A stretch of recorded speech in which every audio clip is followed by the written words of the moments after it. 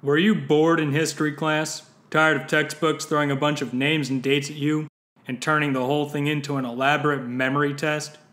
You've come to the right place. Here, there are only names or dates to the extent they are needed to tell the story. And of course, there is no test.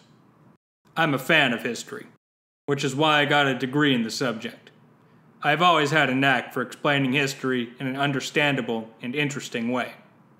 This podcast is designed for people who were miserable in history class and missed out on the coolest, craziest stories that put fiction and primetime TV to shame. Other history fans are also certainly welcome. If you are anything like me, you chafed during classes because you knew how much good stuff was left out. Good stuff like how Julius Caesar went from a high priest in Rome to being penniless and on the run from a government kill order as a teenager. Good stuff like Cleopatra using her guile and charm to become a head of state. Good stuff like Dwight Eisenhower using blow-up vehicle balloons to fake out the Germans leading up to D-Day. The list goes on.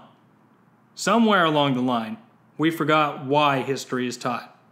It exists so we can learn from the past. What worked, what didn't. What changed the game?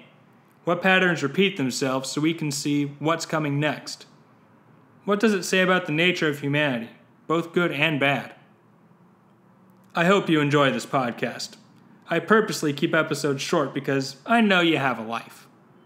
If you want an audiobook with tons of details, there are plenty of options. I offer something else entirely. This is a delicious appetizer that can be filling on its own, but leaves you wanting more. Like nachos. History Nachos.